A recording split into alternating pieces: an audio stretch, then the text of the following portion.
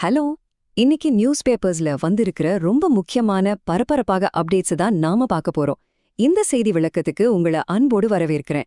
பல்வேறு துறைகள்ல அடுத்தடுத்து நடந்திருக்கிற ரொம்பவே சுவாரஸ்யமான விஷயங்களை உங்களுக்காக எளிமையா தொகுத்து வழங்கியிருக்கோம். வாங்க அப்டேட்ஸ்குள்ள போலாம். இன்னைக்கு நம்ம கவர் பண்ண போறது 5 முக்கியமான டாபிக்ஸ். புதிய அரசோட அதிரடிகள், அதுக்கு எதிர்க்கட்சிகளோட ரியாக்ஷன், திடீர்னு நடக்கிற அரசியல் மாற்றங்கள், மனதை உலுக்கிற சில துயரச் சம்பவங்கள், அப்புறம் சில முக்கியமான தேசிய செய்திகள். சரி, முதல்ல புதிய தவேக அரசோட அதிரடி ஆக்ஷன்ஸ் பத்தி பார்த்துடலாம். ஆட்சிக்கு வந்த சில நாட்களிலேயே அட்மினிஸ்ட்ரேஷன்ல பெரிய அளவிலான மாற்றங்களை கொண்டு வந்திருக்காங்க. 717 இந்த நம்பர் எதை குறிக்குதுன்னு கெஸ் பண்ண முடியுதா? முதலமைச்சரா விஜய் பொறுப்பேற்ற உடனே போட்ட முதல் அதிரடி உத்தரவு இதுதான். அடுத்த 2 வாரத்துக்குள்ள 717 டாஸ்மாக் கடைகளை மூடச் சொல்லி ஆர்டர் போட்டிருக்காரு. எலெக்ஷன்ல கொடுத்த முக்கியமான வாக்குறுதியை அவர் நிறைவேற்றதா இது பார்க்கப்படுது. இந்த 717 கடைகள் எங்கெங்க மூடப்படுதுன்னு பாத்தீங்கன்னா, கோயில்கள் மாதிரி வழிபாட்டு தலங்களுக்கு பக்கத்துல இருக்கிற 276 கடைகள், ஸ்கூல் காலேஜ்னு கல்வி நிறுவனங்களுக்கு பக்கத்துல இருக்கிற 186 கடைகள், அப்புறம் பஸ் ஸ்டாண்ட் பக்கத்துல இருக்கிற 255 கடைகள்னு ரொம்ப தெளிவா லிஸ்ட் எடுத்து மூடுறாங்க. முக்கியமா பொது இடங்கள்ல இருந்து 500 மீட்டர் தூரத்துக்குள்ள மதுக்கடைகள் இருக்கக்கூடாதுங்கிற ரூலை ரொம்ப ஸ்ட்ரிக்டா இப்போ அமல்படுத்திருக்காங்க. அடுத்த அதிரடி அம்மா உணவகங்கள் பத்தினது. 2013ல ஆரம்பிக்கப்பட்ட இந்த திட்டத்தை இன்னும் சூப்பரா மாத்த போறாங்க. தமிழ்நாடு முழுசும் இருக்கிற 620 அம்மா உணவகங்களோட இன்ஃப்ராஸ்ட்ரக்சரை டெவலப் பண்றது, புது சமையல் பாத்திரங்கள் கொடுக்கறது, குறிப்பா சாப்பாட்டோட குவாலிட்டியையும் டேஸ்டையும் இன்னும் சிறப்பாக்க முதலமைச்சர் உத்தரவு போட்டிருக்காரு. இந்த மூவை சென்னை முன்னாள் மேயர் சைத துரைசாமி ரொம்பவே பாராட்டியிருக்காரு. அட்மினிஸ்ட்ரேஷனை இன்னும் ஸ்பீடப் பண்ண ஏகப்பட்ட ஐஏஎஸ் அதிகாரிகளை இடமாற்றம் செஞ்சிருக்காங்க. உதாரணத்துக்கு ககன்தீப் சிங் பேடி அவர்களை நகராட்சி நிர்வாகம் மற்றும் குடிநீர் வழங்கல் துறைக்கும், அமுதா ஐஏஎஸ் அவர்களை உணவுத்துறைக்கும், சத்யபிரதர் சாகு அவர்களை நீர்வளத்துறைக்கும்னு நிறைய சீனியர் ஆபீசர்ஸ் அதிரடியா மாற்றப்பட்டிருக்காங்க. இரண்டாவதா, இந்த புது அரசு பத்தி எதிர்க்கட்சிகளோட நிலைப்பாடுகள் என்ன அப்படிங்கறத பாப்போம். ஆளுங்கட்சியோட தேர்தல் வியூகத்தை திமுக தலைவர் மு.க. ஸ்டாலின் அவங்க கடுமையா விமர்சிச்சிருக்கிறாரு. அதாவது, தவேகாவினர் எந்த அடிப்படை களப்பணியும் செய்யல, வெறும் இன்ஸ்டாகிராமையும் குழந்தைங்களையும் பயன்படுத்தி தான் ஜெயிச்சுட்டாங்க அப்படின்னு அவர் சொல்லியிருக்கிறாரு. அது மட்டுமில்லாம திமுக ஒரு ரொம்ப ஸ்ட்ராங்கான எதிர்க்கட்சியா செயல்படும்னு அவர் உறுதியா சொல்லியிருக்கிறாரு. மூன்றாவது டாபிக், அரசியல்ல இப்ப நடந்துட்டு வர சில திடீர் மாற்றங்கள், தேர்தல் முடிவுகளுக்கு பிறகு நடக்கிற பிளவுகள் பத்தியும் விலகல்கள் பத்தியும் பார்க்கலாம். இப்போ அதிமுகக்குள்ள ஒரு பெரிய பிளவு ஏற்பட்டிருக்கு. எடப்பாடி பழனிசாமி தரப்பு புதுசா வந்திருக்கிற தவைவக அரச முழுமையா எதிர்க்கிறாங்க. ஆனா இன்னொரு பக்கம் எஸ்.பி. வேலுமணி தரப்பு இந்த அரச ஆதரிக்கிறாங்க. சொல்லப்போனா வேலுமணி தரப்புல இருக்கிற 22 எம்எல்ஏக்கள் அரசுக்கு ஆதரவா வாக்களிச்சிருக்காங்க. இதனால எடப்பாடி தரப்பினர் அவங்க மேல சபாநாயகர்கிட்ட அதிகாரப்பூர்வமா புகார் கொடுத்திருக்காங்க. இந்த சூழல்ல அதிமுக பொதுச் செயலாளர் எடப்பாடி பழனிசாமி ரொம்பவே காட்டமான ஒரு அறிக்கையை விட்டிருக்காரு. ஆளுங்கட்சி ஆட்களை இழுக்கிறதா குற்றம் சாட்டி தூய சக்தி துஷ்ட சக்தியா மாறி குதிரை பேர அரசியல் வியாபாரம் நடத்தி அதிமுகவோட முதுகில் குத்திடுச்சுன்னு அவர் தன்னோட கடுமையான கண்டனத்தை பதிவு செஞ்சிருக்காரு. அரசியல் களத்துல அதிர்ச்சியை ஏற்படுத்தின இன்னொரு விஷயம், சில முக்கிய தலைவர்களோட திடீர் விலகல். அதிமுகவோட மூத்த தலைவர் செம்மலை தலைவர்களோட ஈகோவால கட்சி பலவீனப்பட்டு அழிஞ்சிட்டு வருதுன்னு சொல்லிட்டு கட்சியிலிருந்து விலகிட்டாரு. அதே மாதிரி திமுகவை சேர்ந்த பிடிஆர் பழனிவேல் தியாகராஜன் தனக்கு 60 வயசு ஆனதால உடல் நலத்துல அக்கறை காட்டவும், புத்தகம் எழுதவும் அடுத்த எலெக்ஷன் வரைக்கும் பொது வாழ்விலிருந்து பிரேக் எடுத்துக்க போறதா அறிவிச்சிருக்காரு. 4வது பகுதி, இந்த அரசியல் பரபரப்புகளை தாண்டி நம்மை கொஞ்சம் உலுக்கின சில துயரச் சம்பவங்களை பத்தி இப்ப கனத்த இதயத்தோட பார்ப்போம். கர்நாடக மாநிலம் துப்பாரே யானைகள் முகாம்ல நடந்த ரொம்பவே பரிதாபமான ஒரு சம்பவம் இது. சென்னையிலிருந்து போன ஒரு குடும்பம் யானை பக்கத்துல நின்னு போட்டோ எடுத்துக்கிட்டு இருந்திருக்காங்க. அப்போ திடீர்னு அங்க இருந்த கஞ்சன், மார்த்தாண்டா அப்படிங்கிற 2 கும்கி யானைகளுக்கு நடுவுல சண்டை வந்திருக்கு.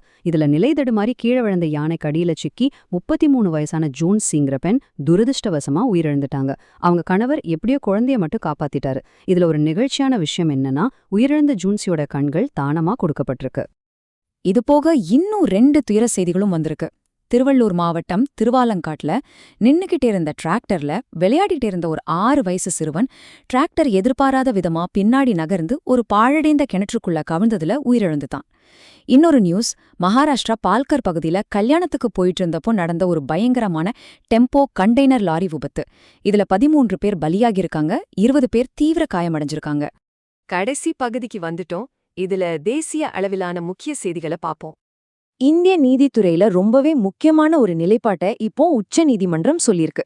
ஊப்பா அப்படின்னு சொல்ற ரொம்ப கடுமையான சட்டத்தின் கீழ் கைது செய்யப்படுற வழக்குகளா இருந்தாலுமே ஜாமீன்கிறது தான் விதி, சிறைங்கிறது விதிவிலக்கு அப்படிங்கிற அரசியலமைப்பு சட்டம் பொருந்தும்னு திட்டவட்டமா சொல்லியிருக்காங்க. உமர் காலித் அப்புறம் ஷர்ஜில் இமாம் இவங்களுக்கு ஜாமீன் வழங்கி உத்தரவிட்ட சுப்ரீம் கோர்ட் இந்த அடிப்படை விதியா ஃபாலோ பண்ணாத கீழமை நீதிமன்றங்களை கொஞ்சம் கடுமையாவே விமர்சிச்சிருக்காங்க. அடுத்து ஒரு இன்டர்நேஷனல் பொருளாதார செய்தி. ரஷ்யா மேல அமெரிக்கா போட்டிருந்த பொருளாதார தடைகளோட விலக்கு சமீபத்துல முடிஞ்சிருச்சு. இருந்தாலும் இந்தியாவோட நீண்டகால எரிசக்தி தேவைகளை கணக்குல வச்சுக்கிட்டு நாம தொடர்ந்து ரஷ்யாவிலிருந்து கச்சா எண்ணெய் வாங்குவோன்னு பெட்ரோலியம் துறை தெளிவுபடுத்திருக்காங்க. இது இந்தியாவோட சுதந்திரமான ரொம்ப ஸ்ட்ராங்கான வெளியுறவு கொள்கையை காட்டுது. எப்படி இருக்குன்னா, ஒரு பெரிய சதுரங்க பலகையில காய்களை நகர்த்துற மாதிரி இல்ல, அது ஒரு சிக்கலான சப்ளை செயின் நெட்வொர்க்க பேரம் பேசுற மாதிரி மாறிடுச்சு. ரொம்ப சரியான ஒப்பீடு. இப்போ பாத்தீங்கன்னா, பிரதமர் மோடி ஸ்வீடன் மற்றும் நார்வேக்கு பயணம் போயிருக்காரு. அங்க அவருக்கு உயரிய விருதுகள் எல்லாம் கொடுத்திருக்காங்க. அது ஒரு பக்கம் இருக்கட்டும், உக்ரைன் ரஷ்யா போர் அப்புறம் மத்திய கிழக்கு போர் பத்தி நார்வே பிரதமர் கூட மோடி அமைதி பேச்சுவார்த்தை நடத்தியிருக்கிறாரு. அதே சமயம் ரஷ்யா செய்தி தொடர்பாளர் பெஸ்கோவ் என்ன சொல்றாருன்னா, உக்ரைனுடனான அமைதி பேச்சுவார்த்தை தற்காலிகமா நிறுத்தப்பட்டாலும் சீக்கிரமே தொடங்கும்னு சொல்லியிருக்காரு. இப்போ எனக்கு ஒரு பெரிய கேள்வி என்னன்னா, இந்தியா ஏன் நார்வேல போய் இந்த அமைதி பேச்சுவார்த்தையை நடத்தணும்? அதுக்கு ஒரு முக்கியமான காரணம் இருக்கு. சர்வதேச அரங்குல பாத்தீங்கன்னா நார்வே எப்போதுமே ஒரு நடுநிலை நாடு, அதாவது ஒரு நியூட்ரலான நாடுன்ற பிம்பம் இருக்கு. ஓஹோ, நியூட்ரல் நாடு. ஆமா, இந்தியா தன்னை வெறும் ஒரு வளரும் பொருளாதாரமா மட்டும் காட்டிக்க விரும்பல, உலகளாவிய மோதல்களை தீர்க்கிற ஒரு நம்பகமான பாலமா, அதாவது ஒரு ட்ரஸ்டட் பிரிட்ஜா தன்னை நிலைநிறுத்திக்க நினைக்குது. அதாவது அமைதி புறாவா தன்னை காட்டிக்கிறாங்க. அதேதான். உக்ரைன் விவகாரத்துல மேற்கத்திய நாடுகளுக்கும் ரஷ்யாக்கும் இடையில ஒருமித்த கருத்தை உருவாக்கக்கூடிய ஒரு சில நாடுகள்ல இந்தியாவும் ஒண்ணு அப்படிங்கறது தான் இந்த சந்திப்புகள் காட்டுது. ஆனா இது வெறும் அமைதிக்கான பயணம் மட்டும் இல்லையே. ஸ்வீடன் நிறுவனங்களை இந்தியால பச்சை ஹைட்ரோஜன், அதாவது கிரீன் ஹைட்ரோஜன், அப்புறம் டெலிகாம், செயற்கை நுண்ணறிவு துறைகள்ல முதலீடு செய்ய பிரதமர் அழைப்பு விடுத்திருக்காரு. ஒரு பக்கம் அமைதி, இன்னொரு பக்கம் வியாபாரம். இது எப்படி? இதுதான் இப்போதைய வெளியுறவு கொள்கையோட பரிணாமம். இத ஸ்ட்ராட்டஜிக் ஆட்டோனாமி, அதாவது மூலப்புறாய தன்னாட்சின்னு சொல்லுவாங்க. ஸ்ட்ராட்டஜிக் ஆட்டோனாமி. ஆமா, ஒரு காலத்துல எப்படி இருக்கும்னா, ஒரு நாட்டோட பக்கம் சாஞ்சா மத்த நாடுகளை பகச்சிக்க வேண்டியிருக்கும். ஆனா இப்போ அப்படி இல்ல. அமைதியை நிலைநாட்டுறதையும் எதிர்கால தொழில்நுட்பங்களை ஈர்க்கிறதையும் ஒரே தட்டுல வச்சு பேரம் பேசுற திறன் இந்தியாவுக்கு வந்திருக்கு. நீங்க பேரம் பேசுறத பத்தி சொன்னீங்க, அதனாலே இதை கேக்குறேன். உலக வல்லரசுகள் இப்போ எந்த அளவுக்கு யதார்த்தமா மாறிட்டாங்க பாருங்க. அமெரிக்க அதிபர் ட்ரம்ப்புக்கும் சீனா அதிபர் ஜி ஜின்பிங்குக்கும் இடையில ஒரு பேச்சுவார்த்தை நடந்திருக்கு. அதுக்கப்புறம் வருஷத்துக்கு 17,000 கோடி டாலர் மதிப்பிலான அமெரிக்க வேளாண் பொருட்களை, அதாவது மாட்டிறைச்சி, கோழி இறைச்சி இதையெல்லாம் வாங்க சீனா ஒப்புக்கொண்டு ஒரு ஒப்பந்தம் போட்டிருக்காங்க. ஆமா, இது ரொம்ப சுவாரஸ்யமான ஒரு விஷயம். பல வருஷமா பெரிய பெரிய டெக்னாலஜியை வச்சு வர்த்தக போர் நடத்தின 2 நாடுகள் இப்போ திடீர்னு மாட்டுக்கறியும் கோழிக்கறியும் வச்சு ஒப்பந்தம் போடுறாங்களே, இது எப்படி சாத்தியம்? இது ரொம்பவும் யதார்த்தமான ஒரு அரசியல் நகர்வு. அமெரிக்கா, சீனா 2 நாடுகளுமே தங்களோட உள்நாட்டு பிரச்சனைகளை சமாளிக்க வேண்டிய கட்டாயத்துல இருக்காங்க. அதாவது அவங்கவுங்க நாட்டு பிரச்சனை. கரெக்ட். ட்ரம்புக்கு அமெரிக்க விவசாயிகளோட வாக்குகள் ரொம்ப முக்கியம். அவங்களோட பொருளாதாரத்தை நிலைநிறுத்தணும். மறுபக்கம் சீனாவுக்கு பாத்தீங்கன்னா உணவு பாதுகாப்பு ஒரு தேசிய அளவிலான அச்சுறுத்தலா மாறிட்டு வருது. ஓ, அதனாலதான் இந்த உணவு பொருள் ஒப்பந்தம். ஆமா, அதனால தொழில்நுட்ப போற ஒரு பக்கம் வச்சுட்டு மக்களோட அடிப்படை தேவையான உணவை உறுதி செய்ய 2 நாடுகளும் சமரசம் செஞ்சுக்கிறாங்க. சரி, அமெரிக்கா விவசாயிகளை திருப்திப்படுத்துறாங்க, எல்லாம் நல்லா இருக்குன்னு வச்சுக்கிட்டாலும் ஜெர்மனி பிரதமர் ஃப்ரெட்ரிக் மெர்ஸ் ஏன் அவங்கள அவ்வளோ கடுமையா விமர்சிக்கணும்? அவர் என்ன சொல்லியிருக்காரு? அமெரிக்காவுல வேலைவாய்ப்பின்மை அதிகமாயிட்டு வர்றதால அமெரிக்கா இனி உலக மக்களோட கனவு தேசமா இல்லைன்னு அவர் வெளிப்படையா சொல்லியிருக்காரு. வல்லரசுகளுக்கே இந்த நிலைமை தானா? ஃப்ரெட்ரிக் மேஸ் சொல்ற அந்த வார்த்தைகள்ல அரசியல் ரொம்ப ஆழமா இருக்கு. அமெரிக்காவோட அந்த அமெரிக்கன் ட்ரீம் அப்படிங்கிற பிம்பமே அவங்களோட பொருளாதார வலிமையும் வேலை வாய்ப்புகளையும் நம்பிதான் கட்டமைக்கப்பட்டுச்சு. ஆமா, எல்லாரும் அங்க போகணும்னு தான் ஆசைப்படுவாங்க. ஆனா இப்போ அங்க இருக்கிற வேலையின்மை, பணவீக்கம் இதெல்லாம் உலக அரங்குல அமெரிக்காவோட பிடிய கொஞ்சம் தளர்த்துது. இந்த வாய்ப்பை பயன்படுத்தி ஐரோப்பிய நாடுகள், குறிப்பா ஜெர்மனி, உலக பொருளாதாரத்துல தங்கள ஒரு மாற்று அதிகார மையமா முன்னிறுத்த முயற்சி பண்றாங்க. ஓஹோ, அதாவது உலக பொருளாதார ஈர்ப்பு விசை இடம் மாறுதுன்னு சொல்றீங்க. கரெக்ட், அதேதான். இந்த பொருளாதார மாற்றம்லாம் ஒரு பக்கம் இருக்கட்டும். இந்த உலகளாவிய தொழில்நுட்ப மாற்றங்கள் நம்ம தனிப்பட்ட வாழ்க்கைக்குள்ள வரும்போது அது நம்மள எப்படி பாதிக்குதுன்றது ரொம்ப அதிர்ச்சியா இருக்கு. என்ன விஷயத்த சொல்றீங்க? மைக்ரோசாஃப்ட் நிறுவனம் சமீபத்துல ஒரு ஆய்வை வெளியிட்டிருக்காங்க. அதுல என்ன சொல்றாங்கன்னா, மனிதர்களோட கவனம் செலுத்துற திறன், அதாவது அட்டென்ஷன் ஸ்பேன், வெறும் 8 வினாடிகளா குறைஞ்சிடுச்சோம். நிஜமாவா? 8 வினாடி தானா? ஆமா, ஒரு தங்க மீனுக்கு கூட 9 வினாடிகள் கவனம் இருக்குமா. நம்மள விட ஒரு மீனுக்கு கவனம் அதிகமா இருக்கு. இத நம்ம ரொம்ப சாதாரணமா கடந்து போறோம் இல்லையா? இது நிச்சயமா சாதாரணமான விஷயம் கிடையாது. நம்ம மூளையோட கட்டமைப்பையே மாத்துற ஒரு விஷயம். இந்த டிஜிட்டல் யுகத்துல ஒவ்வொரு நொடியும் தகவல்கள் நம்மள தாக்கிக்கிட்டே இருக்கு. நாம என்ன நினைக்கிறோம்னா, ஒரே நேரத்துல பல வேலைகளை செய்யறது, அதாவது மல்டி டாஸ்கிங் பண்றது ஒரு பெரிய திறமைன்னு நம்புறோம்.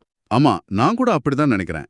வாட்ஸ்அப் பார்த்துக்கிட்டே ஒரு முக்கியமான கட்டுரையை படிக்கிறது, இல்லனா டிவி பார்த்துக்கிட்டே வேலை செய்யறது எனக்கு ரொம்ப இயல்பா வருது. ஆனா நியூரோ சயின்ஸ் அதை முற்றிலுமா மறுக்குது. மல்டி டாஸ்கிங் அப்படிங்கறதே ஒரு கட்டுக்கதை தான். அப்படியா?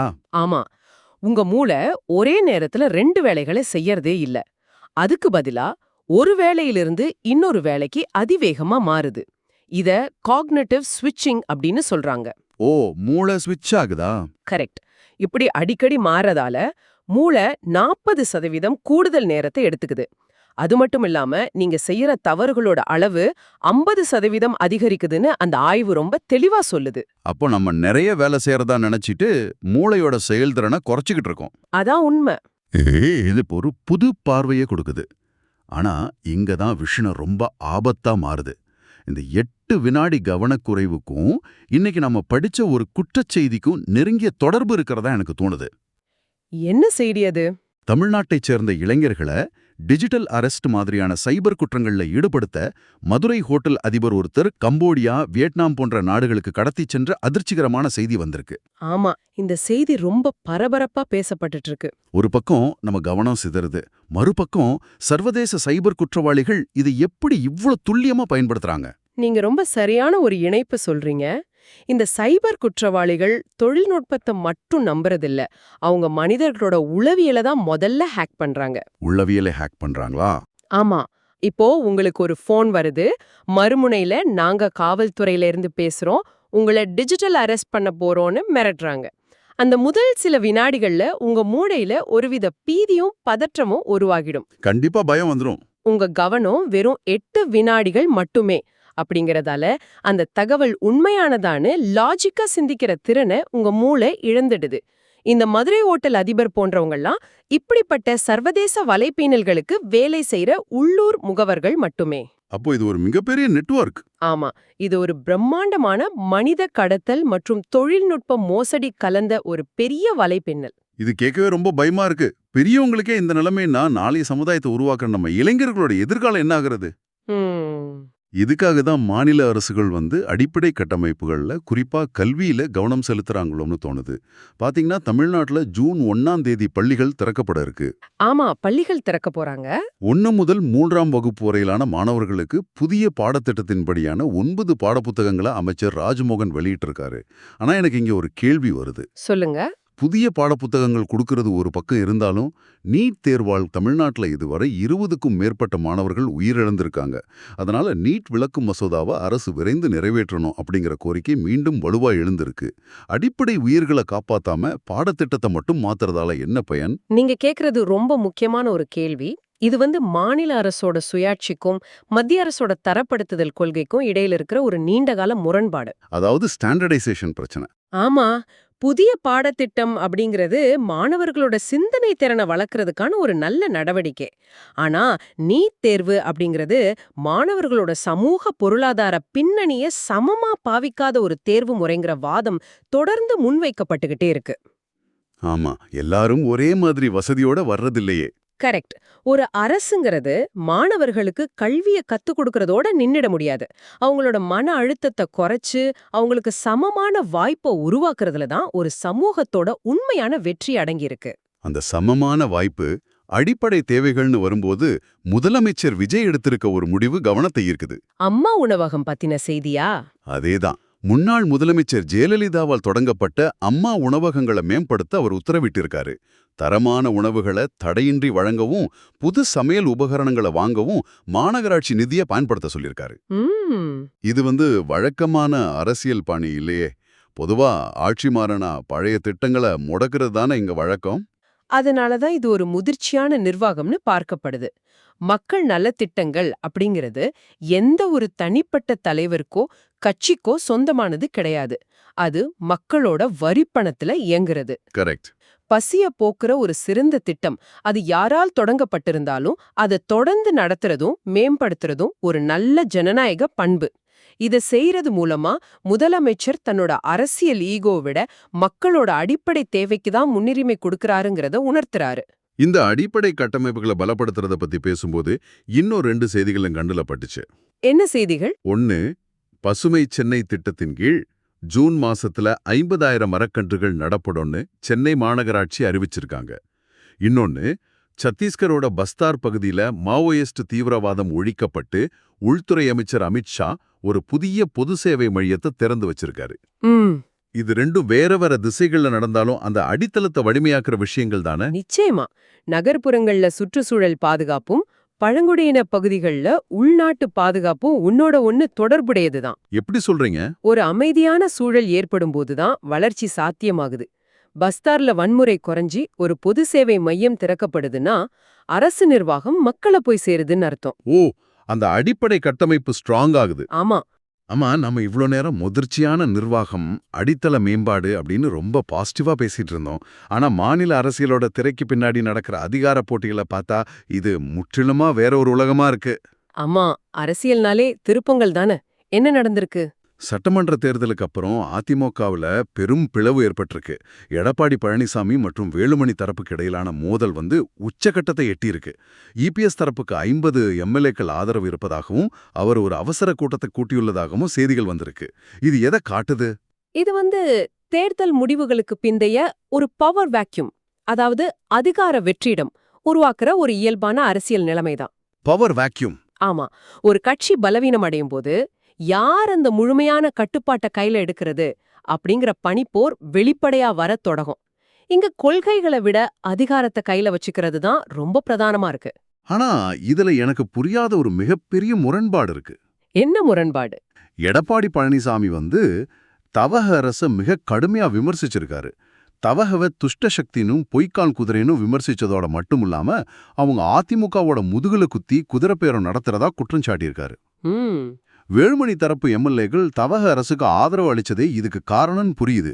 ஆனா எதிர்காலத்துல ஒரு கூட்டணிக்கான வாய்ப்பை இப்படி துஷ்ட சக்தின்னு சொல்லி முற்றிலுமா அடைச்சுக்கிறது ஒரு தப்பான உத்தி ஆகாதா?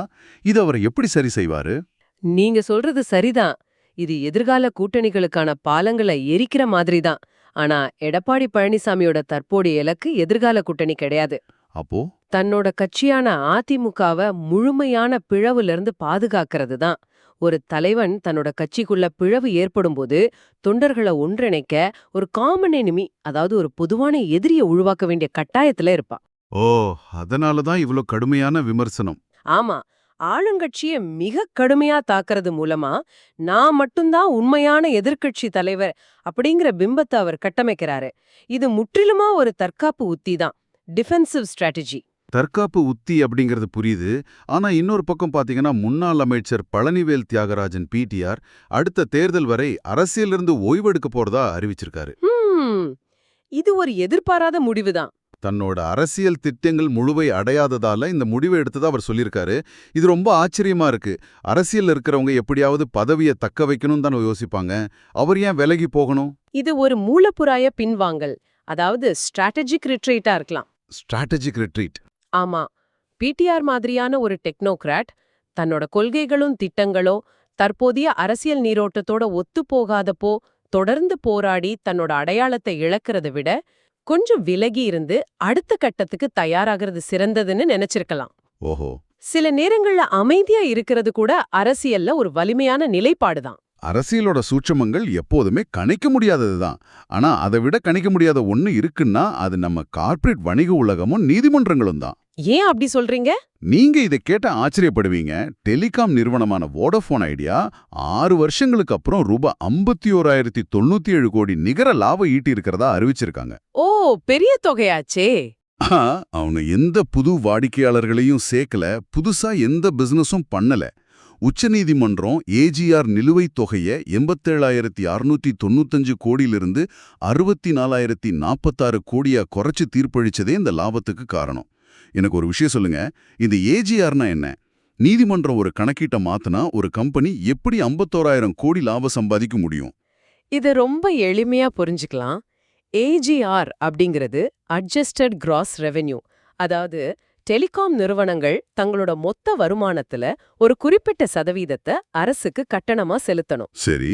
ஆனா அந்த மொத்த வருமானம் அப்படிங்கறதுல ரீசார்ஜ் மூலமா வர பணம் மட்டுமா, இல்ல நிறுவனம் தன்னோட நிலத்தை வித்து சம்பாதிக்கிற பணமும் அடங்குமா அப்படிங்கறதுல அரசுக்கும் நிறுவனங்களுக்கும் இடையில ரொம்ப காலமா ஒரு பிரச்சனை இருந்துச்சு. ஓ, அந்த கணக்கீடுல தான் பிரச்சனையா? ஆமா, அரசு எல்லாவற்றையும் கணக்குல எடுத்துக்கிட்டு வோடஃபோன் பல 10,000 கோடிகளை தரணும்னு சொல்லுச்சு. நிறுவனம் அந்த பணத்தை தனியா ஒதுக்கி வச்சிருந்தாங்க. அதனால பேப்பர்ல நஷ்டத்தை காட்டுச்சு. அப்போ அந்த பணம் அவங்ககிட்டே தான் இருந்திருக்கு. கரெக்ட். இப்போ உச்சநீதிமன்றம் அந்த கணக்கீட்ல இருக்கிற பிழைகளை திருத்து தொகையை ரொம்ப குறைச்சிட்டாங்க. அதனால ஒதுக்கி வச்சிருந்த பணம் மீண்டும் நிறுவனத்தோட கணக்குக்கே வந்துடுச்சு. இது ஒரு அக்கவுண்டிங் ப்ராஃபிட், அதாவது கணக்கியல் லாபம் மட்டுமே. ஓ, அப்போ இது நிஜமான வியாபார லாபம் இல்ல. ஆனா நீதிமன்றம் ஏன் இவ்ளோ பெரிய தொகையை குறைச்சு இந்த நிறுவனத்தை காப்பாத்தணும்? இதுக்கு பின்னாடி ஒரு பெரிய பொருளாதார கட்டாயம் இருக்கு. வோடஃபோன் ஐடியா நிறுவனம் மட்டும் திவால் ஆகிடுச்சுன்னா இந்திய டெலிகாம் துறையில ரிலையன்ஸ் ஜியோ அப்புறம் ஏர்டெல், இந்த 2 நிறுவனங்கள் மட்டும்தான் இருக்கும். 2 கம்பெனி தான் இருக்கும். ஒரு துறையில 2 பேர் மட்டுமே இருந்தா அத டுவோபோலின்னு சொல்லுவாங்க. அவங்க வைக்கிறது தான் சட்டம். மொபைல் ரீசார்ஜ் கட்டணங்கள் பல மடங்கு உயர்ந்துடும். நுகர்வோரை பாதுகாக்கவும் ஒரு ஆரோக்கியமான போட்டியை நிலைநிறுத்தவும் தான் நீதிமன்றம் இந்த நிறுவனத்தை உயிர்ப்பிக்க உதவி இருக்குன்னு சொல்லலாம். சட்டத்தோட அதிகாரம் ஒரு மாபெரும் கார்ப்பரேட் நிறுவனத்தை காப்பாத்துறத நாம பாக்குறோம். ஆனா அதே சட்டம் ஒரு சாதாரண தனி மனிதனுக்கும் பாதுகாப்பா நிக்குதா? கண்டிப்பா. அதுக்கு ஒரு உதாரணம் இன்னைக்கு வந்திருக்கு. ஆமா, உச்சநீதிமன்றத்திலிருந்து இன்னைக்கு வந்திருக்க இன்னொரு தீர்ப்பு அப்படிதான் இருக்கு. ஊபா, அதாவது UAPS சட்டத்தின் கீழ் கைது செய்யப்பட்ட ஒருத்தருக்கு ஜாமீன் வழங்கி நீதிபதிகள் உஜ்ஜல் புயான் அப்புறம் BV நாகரத்னா தீர்ப்பளிச்சிருக்காங்க. ஜாமீன் என்பது விதி, சிறை என்பது விதிவிலக்கு அப்படிங்கிற கோட்பாடு ஊபா வழக்குகளுக்கும் பொருந்தும்னு உச்சநீதிமன்றம் திட்டவட்டமா சொல்லியிருக்கு. இந்த ஊபா சட்டம்னா என்ன? அதுல ஜாமீன் கிடைக்கிறது அவ்வளோ கஷ்டமா? ஊபா, அதாவது அன்லாஃபுல் ஆக்டிவிட்டீஸ் பிரிவென்ஷன் ஆக்ட் அப்படிங்கிறது தேச துரோகம் அப்புறம் பயங்கரவாதத்தை தடுக்கிறதுக்காக உருவாக்கப்பட்ட ஒரு மிக கடுமையான சட்டம். இந்த சட்டத்தின் கீழ் ஒருத்தர் கைது செய்யப்பட்டா அவருக்கு ஜாமீன் கிடைக்கிறதுங்கிறது கிட்டத்தட்ட சாத்தியமில்லாத ஒன்னாவே இதுவரைக்கும் இருந்துச்சு. ஓ, அவ்வளோ கடுமையான சட்டமா? ஆமா, பல வழக்குகள்ல குற்றச்சாட்டுகள் நிரூபிக்கப்படாமலேயே பல வருஷங்கள் விசாரணை கைதிகளாவே மக்கள் சிறையில வாடியிருக்காங்க. உச்சநீதிமன்றத்தோட இந்த தீர்ப்பு ஒரு வரலாற்று சிறப்பு மிக்கது. கண்டிப்பா. ஒரு சட்டம் எவ்வளவு கடுமையானதா இருந்தாலும் தனி மனிதனோட அடிப்படை வாழ்வாதார உரிமைய, அதாவது சுதந்திரத்தை அது நசுக்க கூடாது அப்படிங்கறத இந்த தீர்ப்பு உரக்கச் சொல்லுது. கார்ப்பரேட் சந்தையை காப்பாத்துறது எவ்வளவு முக்கியமோ ஒரு சாமானியனோட தனிமனித சுதந்திரத்தை காக்கிறது அதை விட முக்கியம்னு நீதிமன்றம் உணர்த்தியிருக்கு.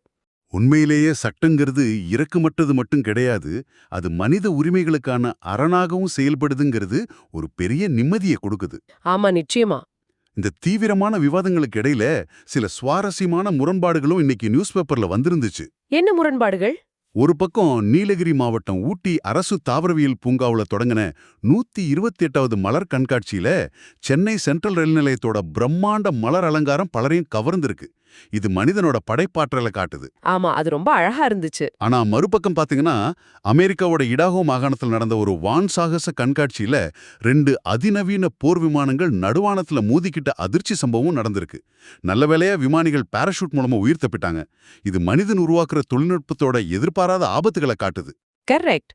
வாழ்க்கை அப்படிங்கிறதே இந்த 2 முரண்பாடுகளுக்கு இடையில தான் ஊசலாடிட்டு இருக்கு. அழகும் ஆபத்தும் படைப்பாற்றலும் அழிவும் எப்போதுமே சேர்ந்தேதான் பயணிக்குது. இன்னைக்கு நாம நிறைய விஷயங்களை ஆழமா அலசிட்டோம். உலக அரசியல்ல மோடி நடத்துற அமைதி பேச்சுவார்த்தைகளை ஆரம்பிச்சு ட்ரம்போட மாட்டுக்கறி வியாபாரம் வரைக்கும் பார்த்தோம். அப்புறம் நம்ம மூளையோட 8 வினாடி கவனச்சிதறல் அதை பயன்படுத்தி சைபர் குற்றவாளிகள் எப்படி ஏமாத்துறாங்கன்றதையும் பேசணும். அதை தடுக்க மாநில அரசு எப்படி புதிய பாடத்திட்டங்களையும் அம்மா உணவகங்களையும் மேம்படுத்துறாங்க. அப்புறம் எடப்பாடி பழனிசாமியோட அதிரடி அரசியல் உத்திகள், பிடிஆரோட பின்வாங்கல், வோடபோன் நிறுவனத்தோட லாபம், கடைசியா உச்சநீதிமன்றம் வழங்கின தனிமனித சுதந்திரம்னு எல்லாத்தையும் ஒன்னோட ஒன்னு இணைச்சு ஒரு முழுமையான சித்திரத்தை உருவாக்கிட்டோம். ஆமா, ஒரு நாளோட செய்திகளை இப்படி இணைச்சு பாக்குறது ரொம்பவே முக்கியம். ஆனாலும் முடிவா உங்ககிட்ட ஒரு சிந்தனையை விட்டுச் செல்ல நாங்க விரும்புறோம். ஒரு நிமிஷம் இத பத்தி ஆழமா யோசிச்சு பாருங்க. ஒரு தங்க மீனை விட மோசமான வெறும் 8 வினாடிகள் மட்டுமே கவனம் செலுத்தக்கூடிய ஒரு மூளைய வச்சுக்கிட்டு தான் நாம இந்த சிக்கலான உலகத்தை எதிர்கொள்றோம். உண்மைதான். நீதிமன்றத்தோட கணக்கீடுகள், உலகளாவிய சப்ளை செயின் மாற்றங்கள், உங்களை வியட்நாமுக்கு கடத்த துடிக்கிற சைபர் குற்ற வலைப்பின்னல்கள்னு எல்லாமே உங்களை சுத்தி மின்னல் வேகத்துல இயங்குது. உங்க கவனத்தை குறைக்கிற அதே தொழில்நுட்பம் தான் இந்த மாபெரும் உலகத்தையும் உங்க கண்முன் விரிச்சு வைக்குது. இந்த தொழில்நுட்பம் உண்மையில உங்களை சக்தி வாய்ந்தவரா மாத்துதா, இல்ல உங்களை சுயமா சிந்திக்க விழாம சுருக்குதா? இத பத்தி நீங்களே தனியா ஒரு 8 வினாடிக்கு மேல சிந்திச்சு பாருங்க. மீண்டும் ஒரு ஆழமான விவாதத்துல உங்களோடு இணைந்து செய்திகளை அலசும் வரை உங்களிடமிருந்து விடைபெறுகிறோம். நன்றி.